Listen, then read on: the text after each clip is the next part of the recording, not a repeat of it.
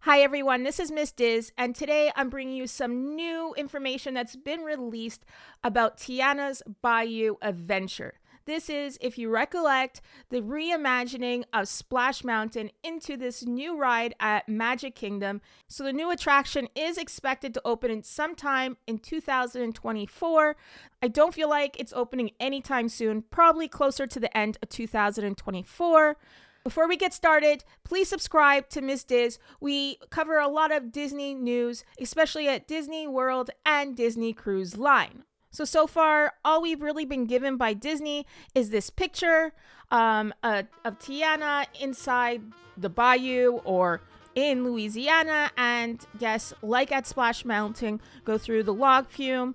And there's some of these characters, that frogs and other characters that are going to be incorporated into this new attraction. And currently, this is what you see when you visit the Magic Kingdom. You can see all the refurbishment going on at the former Splash Mountain. A lot has been removed from the actual top of the attraction. And you can see in the corner that it actually says Tiana's at that water stack. I think that's what it is. And some of the actual rocks and stuff have remained so far on this attraction. This new information coming out about Tiana's Bayou comes from NOLA.com. One of the reporters was given a sneak peek behind the scenes and looking at all the reimagining that's been done so far, and to give Disney fans a little glimpse in what they can expect on the new attraction. So let's get into the NOLA.com article that was just published. So we can see here a sneak peek at Disney World's New Orleans-inspired Tiana ride, murals, music, and magic. And they have the image that Disney has released of what you can expect, at least the basics of what you can expect when you go on this future attraction. So the executive creator director of Walt Disney Imagineering guided the closely watched retheming of Walt Disney World and Disneyland's Splash Mountain attractions into the New Orleans flavored Tiana's Bayou. It's a big project with big stakes, and though it's still too early to offer an opening date and any more specifics than sometime in 2024, like I said, not sure about when this is going to open. This reporter's tour starts outside the actual queue for the former attraction in Frontierland. So this former queue area is where the actual story starts, Robledo tells the reporter. Like a movie, this is the setting, he said. We got to know where we're at. So one of the most conspicuous additions to the courtyard so far is a mural designed by Baton Rouge area artist Malaka Favorite, adoring the side of the two-story barn in which Splash Mountain guests entered the attraction building. And I believe we can see a picture of this right here. According to Robledo, the first floor of that barn, now painted in vibrant yellow, will house the main offices for the bustling Tiana's Food, a sprawling food production operation that, according to lore invented for the attraction, Tiana founded after the events of the 2009 film.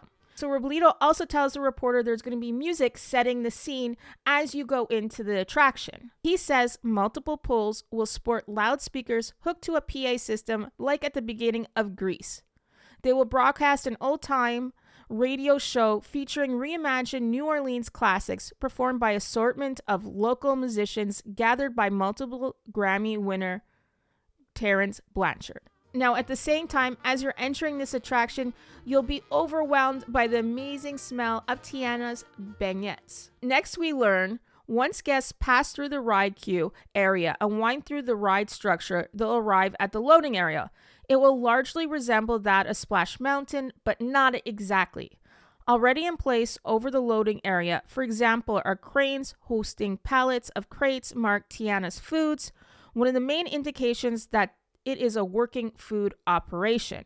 In addition to using the same ride vehicles as its predecessor, the new attraction will also use the same ride track. So guests will start their ride with a brief outdoor float marked by a few not so intense drops. From there, they'll enter the main part of the attraction, which is where the biggest changes will take place. This is where we will be seeing these new critters where Disney released prior to this new information. So let's go back to that picture. This is the first thing you're going to be greeted about when you enter the actual attraction. Robledo says this will be where we first see the critters, as we're calling them, referencing the all-new animatronic band made up of tuneful swamp animals to be featured in the ride. I'm going to still keep this picture here because they talk about Louis the alligator, which is obviously a fan favorite from the movie. He comes into view, so I assume he's going to look slightly like this character in the picture. So it's going to be a detailed two-dimensional cutout at first,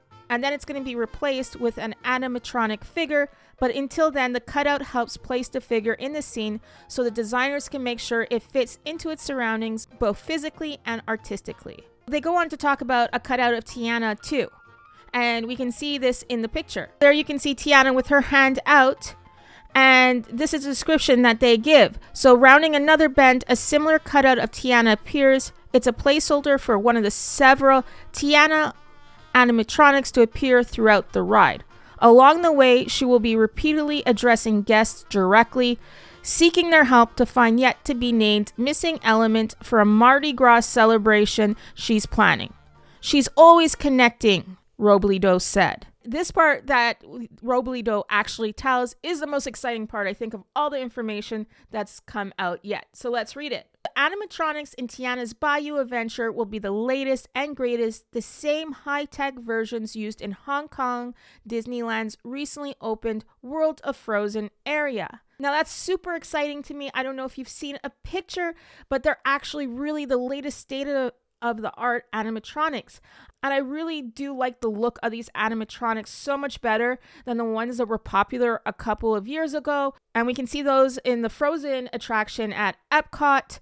Anna and Elsa have projected faces. And I think a lot of criticism of that ride was that they should have went a little further on these animatronic movements and so on, and faces should have been more detailed. There's also some other details that he released that we're going to read about, but I do really feel like this is such major news that the animatronics are going to be so state-of-the-art like the ones in Hong Kong's Frozen Land. So let's look at the other information that was given to the reporter. Much of the interior ride architecture, the rocks, boulders, and whatnot have been retained from Splash, although there will be additions. A pair of stone arches spanning the flume were among those spotted on the tour.